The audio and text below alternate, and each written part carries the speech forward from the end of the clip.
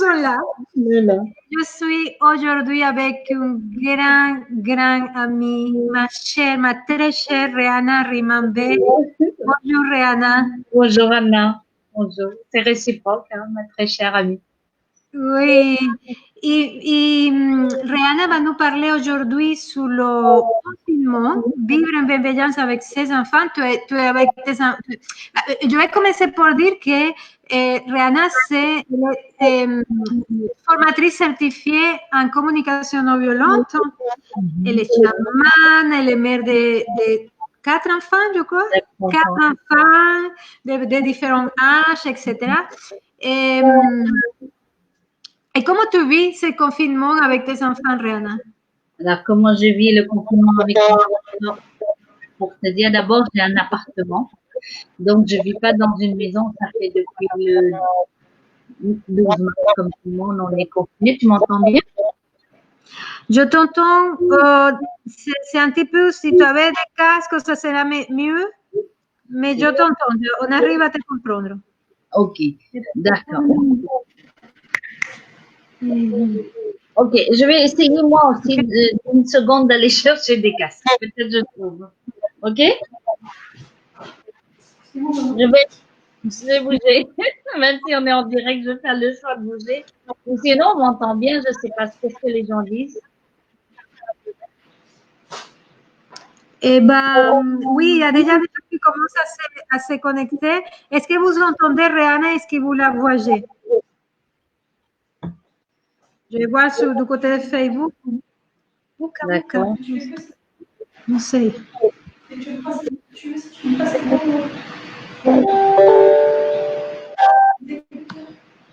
Donc, oui, nous sommes déjà en direct, Rihanna.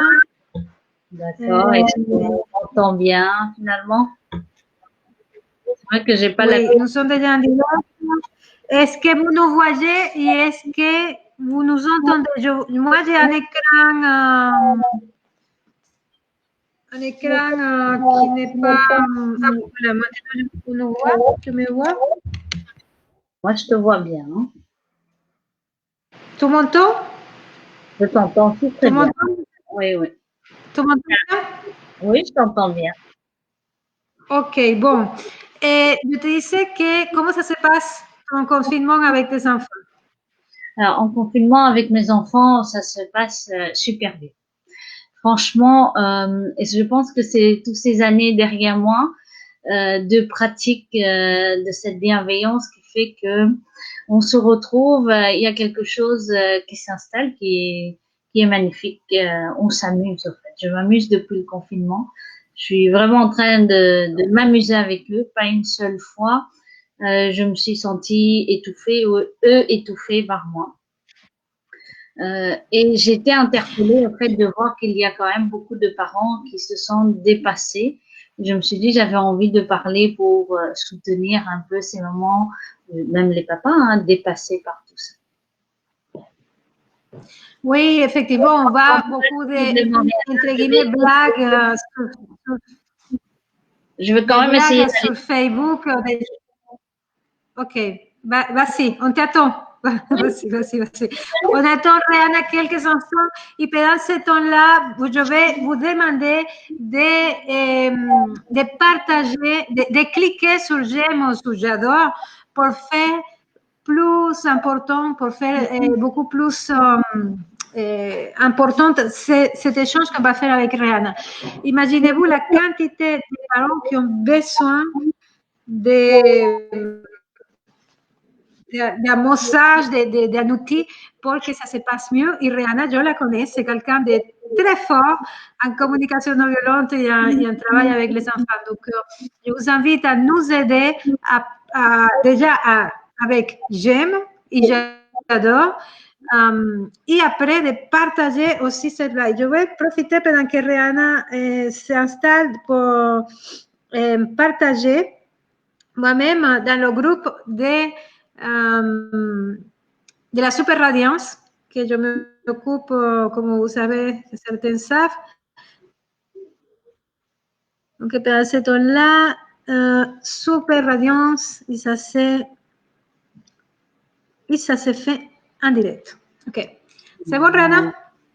Oui, j'ai pris les écouteurs de mes enfants, donc je ne sais pas C'est si bon? vous Tu m'entends? m'entendez. Oui, moi je t'entends parfaitement. Et vous? Je t'entends parfaitement. Ok, Je t'entends tu vois, parfaitement. On va y aller. Donc, oui, je te disais qu'on d'accord. voit sur Facebook beaucoup de blagues, Ouais, style je vais vendre mes enfants à la fin du confinement, des choses comme ça, qui montrent une c'est ça. détresse, en fait, de la part C'est de ça. beaucoup de parents. Donc, qu'est-ce que tu voulais nous partager par rapport à ça?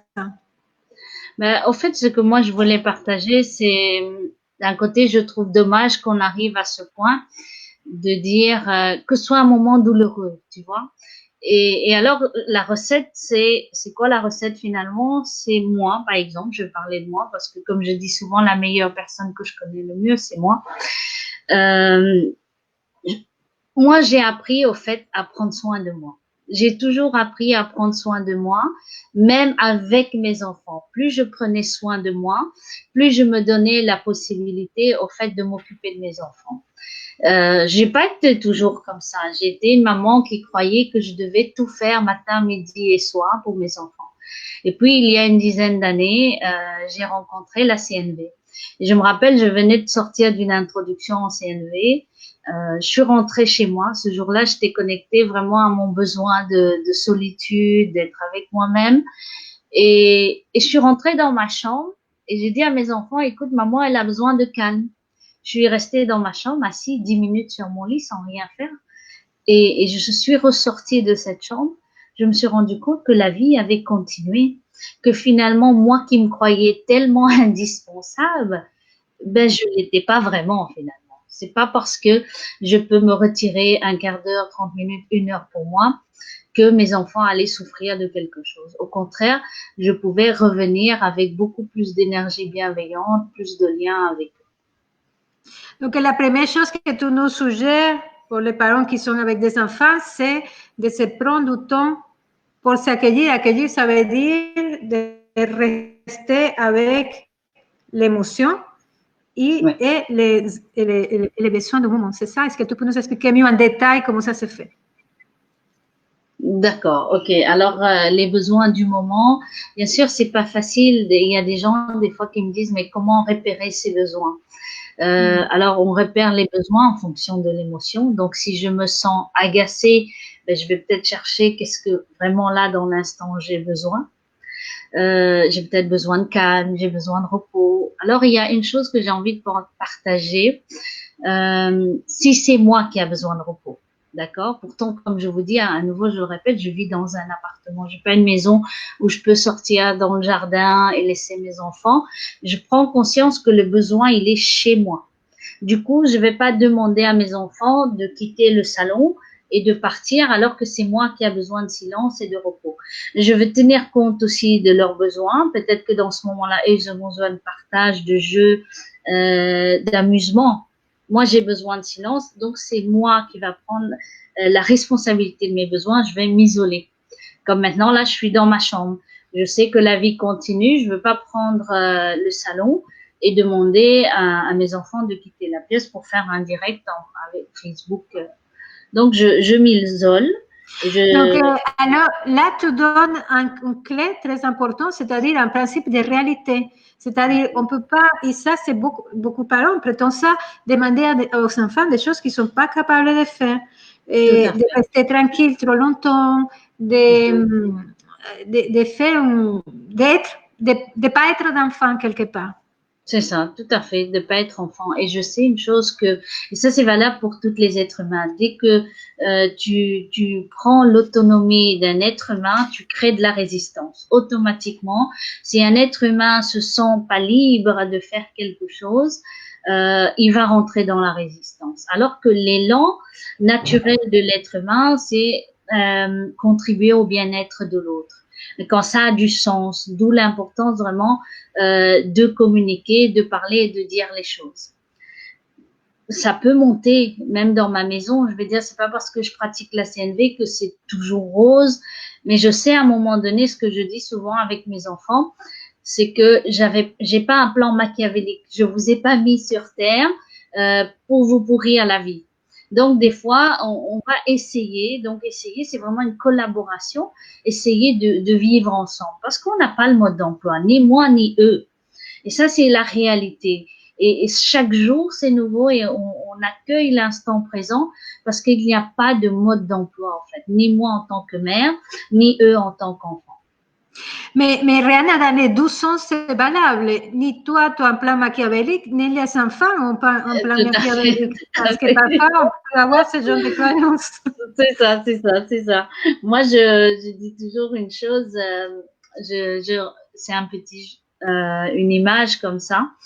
Je me dis que mes enfants ont énormément à m'apprendre et alors on va faire comme si, en fonction de nos croyances, fait comme si on vient qu'une fois sur Terre. Du coup, mes enfants, on pourrait dire qu'ils sont restés plus longtemps proches de la source que moi. Parce que moi, ça fait déjà, je suis arrivée en 1977. Donc, ils viennent d'arriver. Donc, ils ont plus de savoir, plus de connaissances à la source. Donc, j'ai beaucoup à apprendre d'eux. Tu vois, j'essaie toujours de voir ça, que les enfants sont nos maîtres. Tout à fait. Bon, on était sur les émotions. Quelle émotion je me sens? Bon, agacée, dépassée, en colère, etc. Parce que j'ai besoin de calme, de tranquillité, de repos, etc., etc., etc. Et après? Après, c'est les besoins. En fait, je vais reprendre ça et je vais te montrer un petit truc qui est très sympa. La manière de répondre, tu vois. Donc, par rapport à tes besoins, donc je vais vous montrer. J'ai des oreilles. Donc, tu vois, je vais te montrer un truc, par exemple, je vais donner un exemple. On est en confinement, j'ai les enfants toute la journée qui circulent dans toutes les pièces. À un moment donné, j'ai envie de regarder un film parce qu'on a aussi envie de récupérer la télé un peu. Et donc, ça, c'est un besoin peut-être de détente. Et là, je me dis, bon, je vais faire une demande. Donc, on va vers une demande concrète. Et là, il y a plusieurs manières. Je vais dire aux enfants, écoute, la maman en a marre, donc l'émotion. J'ai besoin aussi de me détendre. Je vous demande dans 15 minutes, parce que ça aussi, c'est pour nos enfants dans l'instant présent, parce que c'est très déstabilisant. C'est comme une exigence à ce moment-là, mais c'est toujours à informer les enfants. Voilà, dans 10 minutes, dans 5 minutes, dans un quart d'heure, il va se passer ça. Et donc, l'être humain se prépare, on aime bien être prévenu. Donc, comme je disais, si ça m'habite, avec mes oreilles de chacal, mes enfants me disent, mais non, maman, on a des trucs à voir, on peut pas te donner la télé, on vient de prendre ça. Donc, je reçois ces messages avec mes oreilles de chacal. Alors, chacal, girafe, c'est les symboles de la communication non violente. J'entends que mes enfants sont en train de me dire non. Alors, il y a des choses qui vont se réveiller chez moi, des croyances. Mes enfants n'ont pas le droit de me dire non. Donc, ces croyances, au fait, va faire en sorte que je vais devenir chacal, puisque je les entends comme ça, et donc je vais, moi, aboyer sur eux, en disant, mais non, maintenant ça suffit, je vous ai dit que c'est moi qui récupère la télé, vous l'avez déjà eu, et c'est pas et on discute plus, maintenant vous allez dans votre chambre, j'aurai envie, puisque je vais penser que ces enfants sont en train de me défier, ils défient mon autorité. Donc, je vais les attaquer. Alors, deuxième chose aussi, je peux tourner ses oreilles vers moi. Donc, quand je demande ce moment de répit pour moi et que je dis à mes enfants, écoute, je voudrais bien prendre la télé, et mes enfants me disent, mais non, maman, la télé, maintenant, c'est à nous. Je pourrais dire, ben, finalement, en confinement, je suis une mauvaise mère. Je suis une mauvaise mère, je mesure pas qu'on est en confinement, je pourrais être un peu plus ouverte et oublier un peu mes besoins. Ces enfants, c'est quand même dur pour eux. Donc, je vais commencer à me juger moi-même, en fait, tu vois, avec ces oreilles. Je les retourne vers moi. Et à l'inverse, on a les oreilles, je sais pas, hein, je suis un peu bizarre avec les écrans. Donc, c'est l'opposé. Hein. Donc, les oreilles de girafe, tu vois. Enfin, je vais les mettre sur ma tête, ça ira beaucoup plus vite que je les bouge. Donc, les oreilles de girafe, je peux entendre que mes enfants me disent que leur série préférée viennent de débuter. Donc, je vais entendre qu'il y a un besoin derrière. Ok. Donc, je vais voir qu'en réalité, c'est pas contre moi leurs paroles, même si c'est pas formulé, c'est moi l'adulte, c'est moi qui va traduire, en fait. Je vais dire, voilà, ils ont besoin de rester dans cette légèreté, de terminer leur série. Et en même temps, je peux aussi voir qu'est-ce que ça me fait chez moi. Donc, ce qu'on fait, je retourne mes oreilles de girafe vers moi. Et ça, c'est l'espace où j'appelle, je me donne de l'auto-empathie. Et je peux dire quand même, ben merde quoi, ça fait depuis ce matin que je suis là, courir à faire à manger, et en même temps, tu vois, j'ai envie aussi de me poser, tu vois. Et là, je peux le dire ça. Et c'est dans cet espace, en fait, où on rentre dans la négociation, on fait une danse, anciennement, on appelle la danse, et on va voir la priorité des besoins. Et c'est là où il y a 36 000 solutions, il y a énormément de stratégies. Soit je peux moi postposer ce que j'ai envie de voir, mais avec un délai où je vais demander aux enfants, ok, j'entends que vous voulez terminer votre série, mais en même temps, sachez que après ça, maman elle récupère la télé pour 1h30, par exemple, tu vois. Je trouve super intéressant ce que tu es en train de nous proposer. Et maintenant, il y a bon, je vous invite à poser des questions à Rihanna, parce qu'on va passer un peu... J'aime bien la question, c'est nos enfants sont nos meilleurs coachs, sauf qu'ils sont des grands emmerdeurs. Oui, c'est ok. En fait, moi, j'ai envie de dire, tu sais, je vais reprendre mes marionnettes parce que je les adore. Du coup, je dois juste faire attention le truc. Donc, il y a le chacal, que j'aime beaucoup, le chacal. Oui, je peux le dire aussi que mes enfants sont des emmerdeurs, c'est ok, tant que c'est à l'intérieur de moi, tu vois. Et je peux le dire aussi à partir d'un espace amusé, bienveillant, mais c'est pas à partir d'un espace de souffrance, tu vois. Que vous bande d'emmerdeurs, c'est ce qu'on appelle aussi faire de la CNV. Moi, j'ai souvent entendu, c'est pas gnangnan, c'est pas bisounours, tu vois. Je peux parler comme monsieur et madame tout le monde et être dans une énergie bienveillante vis-à-vis de mes enfants. Alors, il y a quelqu'un qui demande, s'il te plaît, un exemple de OSBD. C'est quelqu'un qui connaît la communication du moment, observation. Sentiment, besoin et demande, d'accord. Bah, alors, exemple, si tu veux, on peut jouer un jeu de rôle. Oui, allez, vas-y. Je suis tes enfants. Okay. Je peux je vais mettre un cas complètement au hasard. Ça allez, vas-y. Pas tout hasard, vos enfants sont depuis ce matin, il est 19h, en train de regarder les écrans. D'accord. Ok, et quelque chose en vous commence à s'énerver parce que vous avez entendu que c'est pas bon pour eux, que ceci, cela, ok? Voilà. Je vais essayer d'être girafe, d'accord? Ok. J'aime bien ma girafe. Donc, tu vois l'exemple, Rihanna? Oui, oui, bien sûr, bien sûr. Mais d'abord, alors, ça, c'est très chouette ce que tu es en train de dire.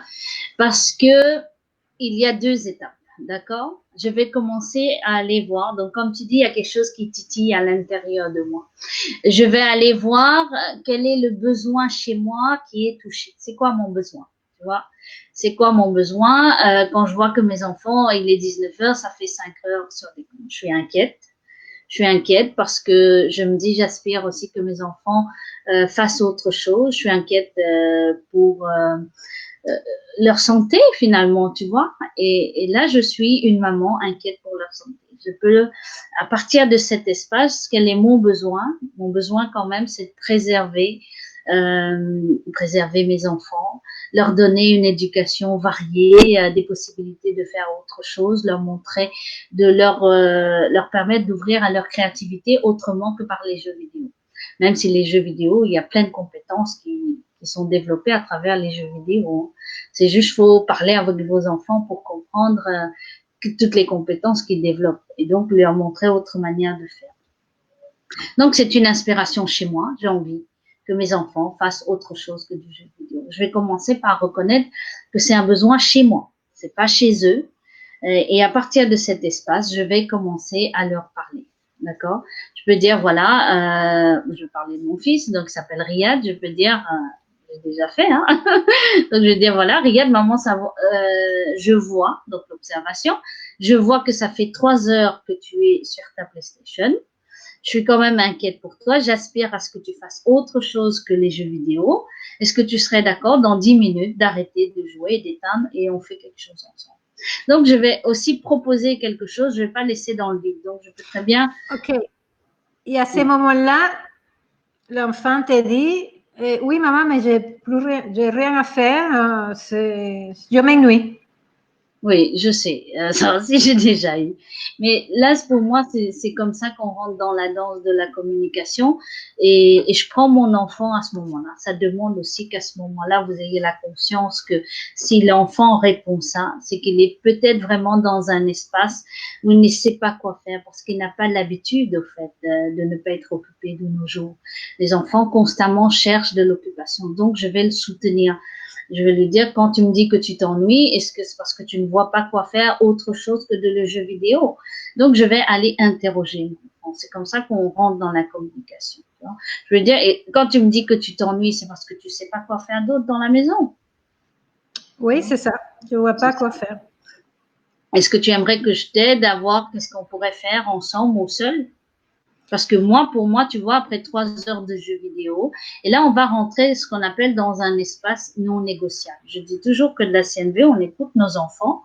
Je suis tout à fait pour qu'on écoute les enfants, mais il y a un moment donné, il y a aussi cet espace pour moi. Je ne sais pas si toutes les formatrices sont d'accord avec moi, mais il y a un espace où c'est non négociable, tu vois. Ça ne veut pas dire que c'est non négociable par rapport à la demande d'agir, tu vois, je vais pas le laisser faire, mais je vais écouter le besoin pleinement. J'entends que c'est pour toi, c'est important, que tu t'ennuies déjà le fait qu'il y a le confinement, que tu en as juste marre de pas voir tes copains ou de sortir. Et ta seule stratégie pour le moment, c'est de te faire plaisir en jouant aux jeux vidéo.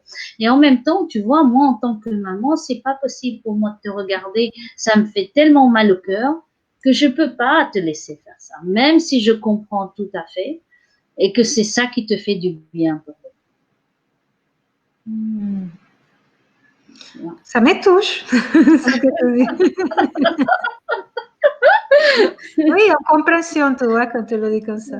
Oui, oui, Une ouverture. Ok.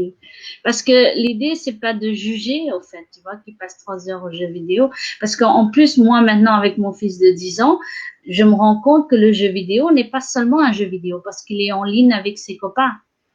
Donc, tu vois, c'est encore, ça a changé de dimension. C'est plus les jeux vidéo de notre époque. C'est, vas-y, Samy, fais ça, Jonathan, passe par là, tu vois. Et donc, il y a ce côté, on joue ensemble. Ok, et on demande que si ça marche pour les enfants de tous les âges.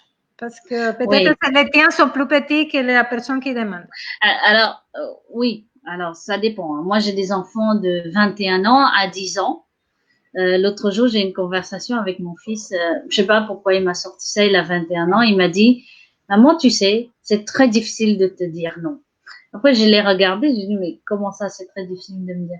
Il me dit, tu arrives à formuler les demandes qu'on comprend vraiment ce que tu veux. Je pense que à partir du moment qu'on nomme les besoins, avant de faire la demande, les enfants voient qu'en réalité, tu n'es pas contre eux. Moi, je dis toujours une demande. Attends, juste une seconde, parce qu'il y a mon fils justement qui va se mettre à parler à côté. Bon, il a compris. Merci. C'est voilà, les enfants. Donc, je disais, une demande s'habille de son besoin. Donc, si je fais une demande, même si moi je suis en connexion avec mon besoin, et si je le formule pas, l'enfant peut percevoir la demande comme une exigence parce que dans notre société, on a tellement l'habitude d'entendre fais ça, va faire ci, et donc du coup, c'est important d'habiller la demande de son besoin. Et tu peux dire concrètement comment on fait ça? Concrètement, concrètement, dans la communication, je vais le dire. Écoute, maintenant, j'ai vraiment besoin de repos. Je vais vous demander de chuchoter plutôt que de crier, tu vois, des choses comme ça. Maman, elle a mal à la tête, elle a besoin de se reposer. Et je vous entends jusqu'à la chambre. Est-ce que ce serait OK pour vous de baisser de 2 tons le volume afin que je puisse me reposer? Donc, tu vois, je fais des phrases. Et moi, je pense que c'est très important on utilise moins d'énergie à faire des phrases qu'à hurler. Mais je vous ai dit d'arrêter de crier, vous ne comprenez pas. Et donc, tout d'un coup, on se transforme en ennemis dans la même pièce. Il y a un qui veut s'attaquer à l'autre. Et donc, on rentre dans un combat. Ok, pour la personne, merci Rihanna. Pour la personne qui dit qu'elle vient d'arriver, je vous invite à regarder le replay parce que Rihanna a donné beaucoup d'informations. Alors, qu'est-ce qu'il y a d'autre comme question? Est-ce que tu peux donner un exemple avec un jeune enfant style 2 ans, avec parents seuls? D'accord, un enfant de 2 ans. C'est-à-dire que, oui, je comprends, c'est qu'il dit que c'est difficile de laisser l'enfant tout seul quand il a 2 ans. Tu vois, quand tu dis, je pars à une autre pièce, le monde va passer, va continuer à tourner, mais quand les enfants sont tout petits, comment tu fais? Oui, alors quand les enfants sont tout petits, ça c'est autre chose. Alors moi j'ai envie de dire, c'est comment je vais pouvoir me donner un espace de paix. Alors je vais expliquer quelque chose. Il y a une différence entre la paix et la tranquillité. D'accord? Peut-être que si j'ai un enfant de 2 ans, je vais pas pouvoir vivre la tranquillité. Ça c'est peut-être d'office, tu vois. Un enfant de 2 ans, bon, en même temps, il va faire une sieste. Peut-être que là, je pourrais vivre la tranquillité. Mais rien ne m'empêche de mettre de la paix à l'intérieur de moi. Et ça aussi, ça se travaille, tu vois. Et de comprendre que c'est pas parce que il n'y a pas d'espace de silence, de tranquillité à l'extérieur qu'il n'y a pas de paix à l'intérieur. Hein? Et donc, c'est comment pouvoir, c'est comme quand les gens qui méditent à un moment donné, il y a des fois, ça arrive, et puis tout d'un coup, il y a un bruit, et puis il y a un camion qui passe alors que tu n'avais pas prévu, tu voulais le silence. Et comment ça se fait que le mental part? Moi, je pense que c'est notre tête qui nous raconte énormément d'histoires sur la situation qui nous empêche de vivre la paix à l'intérieur. Je me rappelle, j'avais des amis qui venaient chez moi à un moment donné, une copine, elle me dit, et mon fils chantait derrière moi. Et moi, je parlais avec elle et je restais connectée avec elle, je parlais. Et à un moment donné, elle me regarde, elle me dit, mais tu l'entends pas chanter? Je lui ai dit, mais non, j'avais même pas remarqué qu'il chantait parce que mon intention, et elle était agacée, en fait. Elle était vraiment agacée parce que elle avait mis l'intention de l'autre côté. Et moi, l'intention, c'était de rester en lien avec elle. Et du coup, plus tu es en paix à l'intérieur de toi, moins tu entends les bruits de l'extérieur. Ok. Et donc, concrètement, avec un enfant de 2 ans ou d'1 an et demi, tu feras comment? Avec un enfant d'1 an et demi, je pense que c'est aussi, il y a le moyen de parler, tu vois, il y a plein de stratégies. C'est là, on n'est plus, si j'ai un besoin de calme, un besoin de paix, ben, je vais essayer de m'organiser. C'est vrai que la situation est unique. Je vais donner des espaces où je vais amener l'enfant. Je vais donner des compétences à l'enfant pour s'occuper. Tu vois, ça c'est important parce qu'un enfant d'1 an et demi n'a pas l'habitude parce que si souvent je l'ai occupé à l'extérieur, qu'il était en crèche ou bien avec d'autres enfants, puis là tout d'un coup il se retrouve avec moi adulte qui est incompétent finalement à me relier à cet enfant toute une journée H24. Ben je vais apprendre, on va apprendre ensemble. En fait, on va faire table 0 et puis on se met en mode apprentissage tous les deux. Tu vois? Parce que pour moi, c'est à expérimenter. Donc, je peux créer des espaces où il dessine. Je peux lui donner des choses peut-être que j'ai pas l'habitude de donner. Tu vois, lui laisser faire de la pâte à modeler, de la peinture, se salir, mais créer bien des cadres pour cet enfant, pour qu'il s'occupe. Là, ça, c'est ma responsabilité d'occuper mon enfant. Et je vais partager quelque chose. Je suis mère de 3 enfants.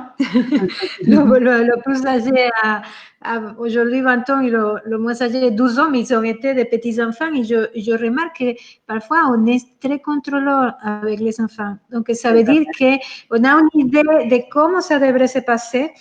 Je vous donne un exemple. Là. Je me rappelle que mon fils Tobias, quand il avait 1 an et demi, il avait un jeu que c'était sortir tout de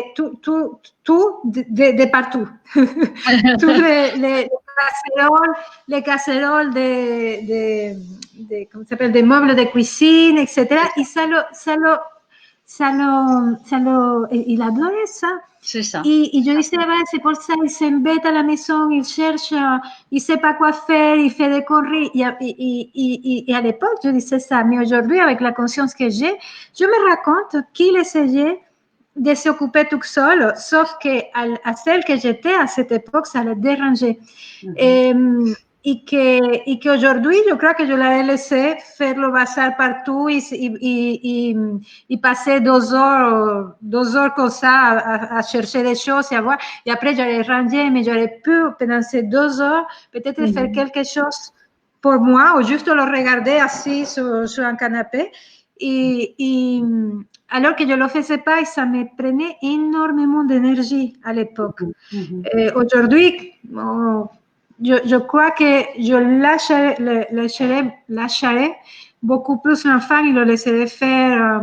Je me rappelle aussi de plein de moments que je voulais que l'enfant soit autonome et en plus qu'il ne salisse rien, qu'il ne m'embête pas. Il y avait toute une liste qui était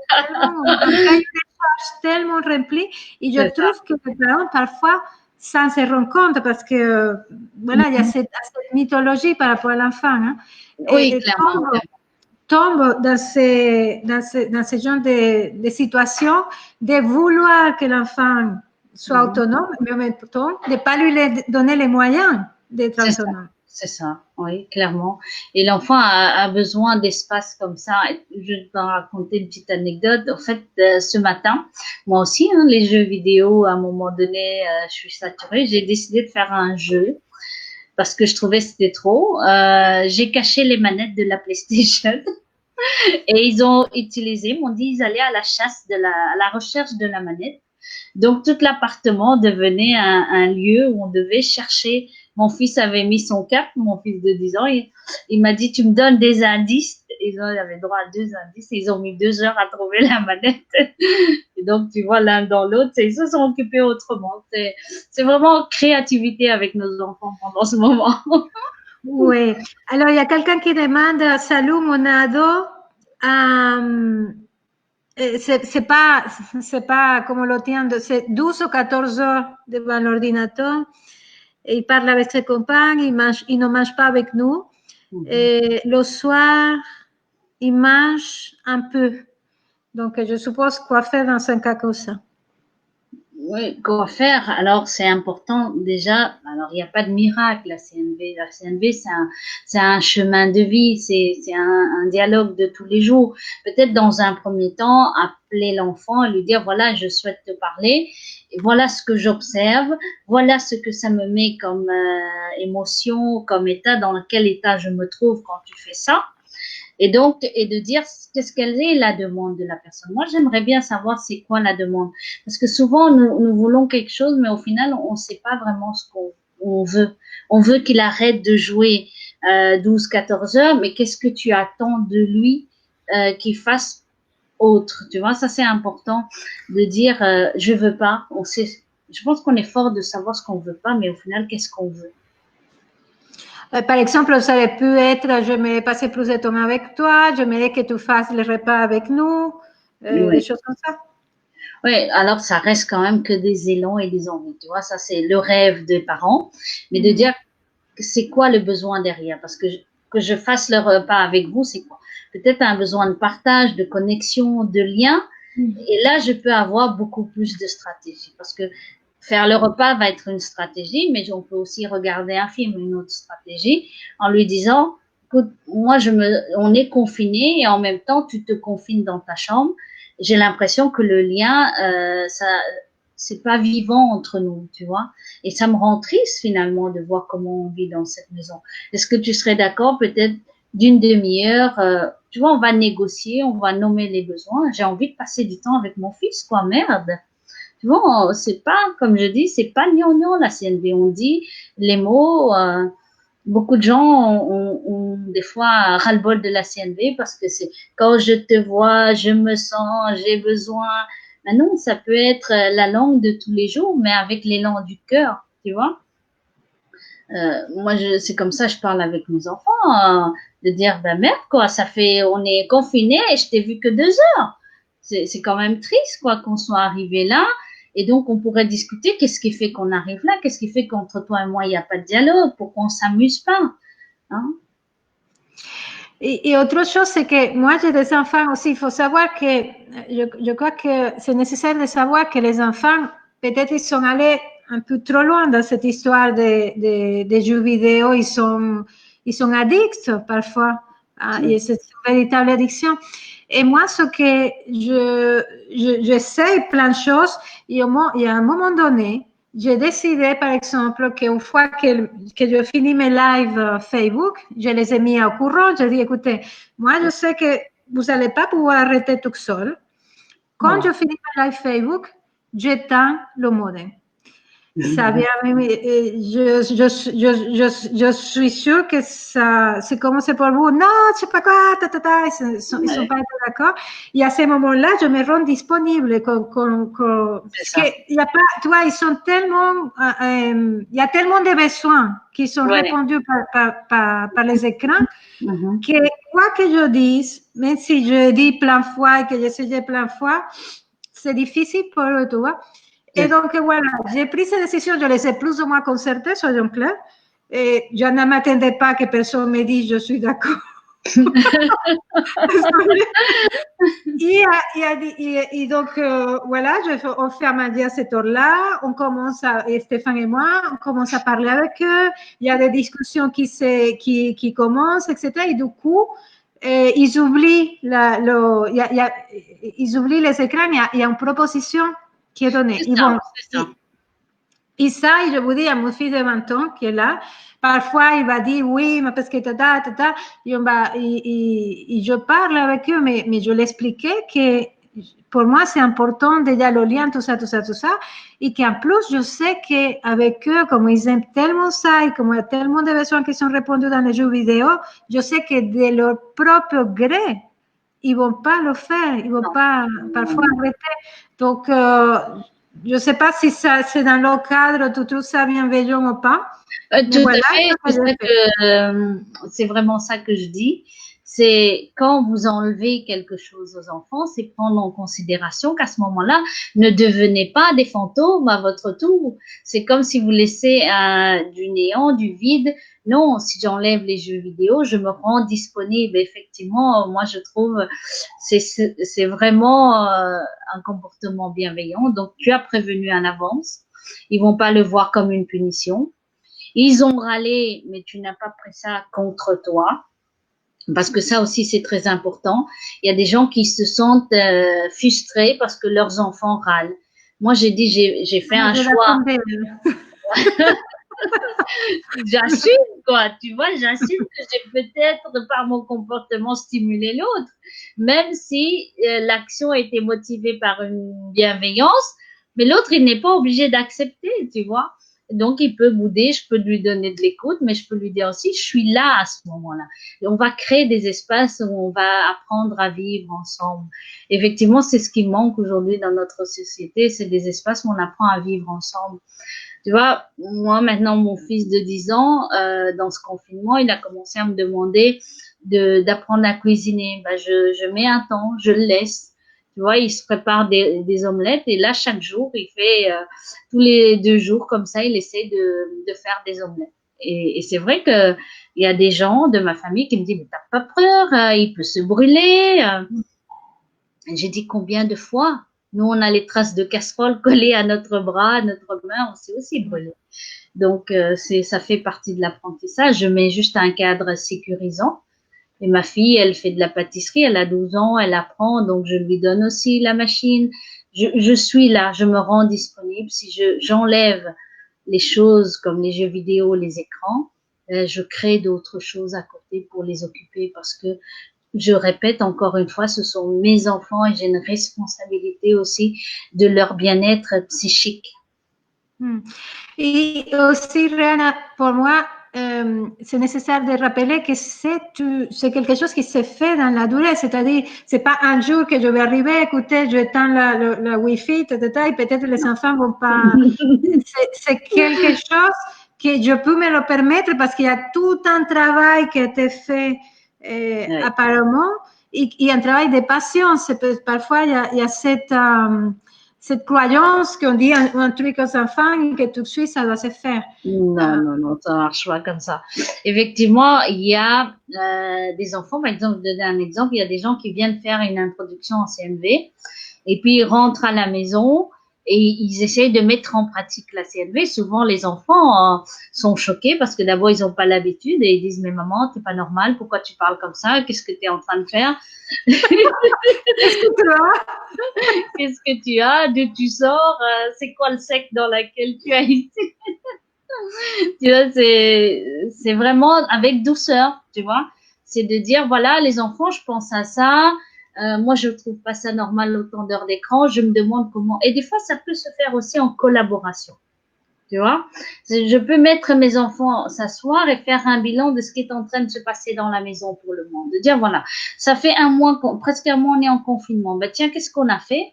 Et comment on est en train de vivre ce confinement? Et qu'est-ce qui nous convient, ne convient pas? Et peut-être moi, en tant que mère, je peux poser mes besoins à ce moment-là, tu vois. Et de dire, voilà, moi, par exemple, ce week-end, je voudrais que ça se déroule autrement. Tu vois, donc, je laisse aussi un temps au cerveau de s'adapter. L'être humain a besoin de s'adapter. Je ne vais pas arriver à grand cheval, sur mon cheval et dire, maintenant, on éteint la PlayStation. Je viens d'écouter une conférence, ça marche? Alors, on a plus de temps, mais il y a une question très, très intéressante que si tu peux la répondre rapidement. Elle dit, est-ce que si je donne des règles et qu'ils ont le droit de jouer sur l'ordi, par exemple, 2 heures, est-ce que, en tout cas, c'est ce que je fais? Je ne vois pas la question, mais est-ce qu'on peut donner des règles? C'est ça que je crois que c'est la question. C'est mieux, bien sûr, de poser des règles. Les règles, en fait, les règles vont éviter les punitions, tu vois. Moi, je trouve que c'est important qu'on pose des règles, mais c'est aussi de parler, mais on n'aura pas le temps ici, mais de parler des sanctions, tu vois, qui est différent de la punition, parce que quand je punis, c'est que c'est à partir d'un espace blessé chez moi, je veux me venger. Va dans ta chambre, tape le PlayStation, demain je te supprime la manette. Tout ça, c'est mon ego qui est touché, qui est blessé, et je cherche réparation par la punition que je vais imposer à l'autre. Tandis que les sanctions, c'est, écoute, voilà, si aujourd'hui je te dis que c'est 2 heures à l'ordinateur, eh bien que j'étais occupée et que toi tu ne respectes pas, ben demain c'est l'heure que tu as utilisée aujourd'hui, c'est pris demain. C'est en conscience, tu vois. Donc, c'est amener l'enfant aussi à comprendre les règles. C'est comme nous, tu vois, on sait que quand c'est le feu rouge, ben on s'arrête. Si on la dépasse et qu'on a une amende, on va pas être choqué. Écoute, Rihanna, merci. Je crois que, tu sais, je vais te proposer qu'on fasse, bon, là, en ce moment, il y a beaucoup de besoins. Le confinement,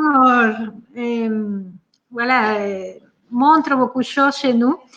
Et qu'on puisse continuer cette conversation peut-être la semaine prochaine. Je vais vous, si vous êtes intéressé à continuer, tous les jours, je mets le live de la journée. Dommage, il ne va pas avoir live parce que je ne suis pas disponible à 18h et je suis un peu fatiguée là. J'ai décidé de prendre... Besoin de repos. Oui, j'ai besoin de repos. Donc, dommage, il n'y a pas de live. Et peut-être lundi ou mardi la semaine prochaine, on puisse continuer cette conversation parce que je trouve ça hyper précieux, tout ce que tu es en train de nous donner. Et en plus, je crois qu'il y a beaucoup de personnes qui ont besoin. Avec plaisir. Est-ce que tu es d'accord et qu'on se voit la semaine prochaine? Avec plaisir. Okay. Bon, aidez-nous, mes chers amis, à faire connaître Rihanna. Il y a des gens qui demandaient tes coordonnées, ton site web, comment te contacter. Ma page Facebook, Rihanna Rima. Voilà, tout à fait. Et puis, j'ai l'association L'Arbre Veillant que j'ai créée il y a 6 ans, dans laquelle je donne des formations et je fais les soins énergétiques à travers le web aussi. Voilà. Voilà. Et la semaine prochaine, on continue cette conversation parce que nous avons besoin de nous former en tant que parents. Personne nous a... On tâtonne, hein, en tant que parents. Moi, je trouve... Non, c'est vrai. On n'a pas le mode d'emploi. Non, et je trouve super, super important de cet apprentissage en tant que parent. Il y a eu encore des questions, mon fils a 18 ans, etc. On va continuer cette conversation la semaine prochaine. Je vais vous dire rapidement quand, lundi ou mardi, pour que nous puissions continuer à grandir ensemble. OK? Oui, avec grand plaisir. Merci, Rihanna. Et À là, très les bientôt. enfants ça va s'arrêter. Le live. Le live est fini, le modem. Ils sont très contents que je sois en train de parler avec toi. En plus, comme on était en retard, du coup, le live s'est terminé plus tard. J'ai eu 30 minutes de cadeau. Ok, OK. bye bye. Allez, salut.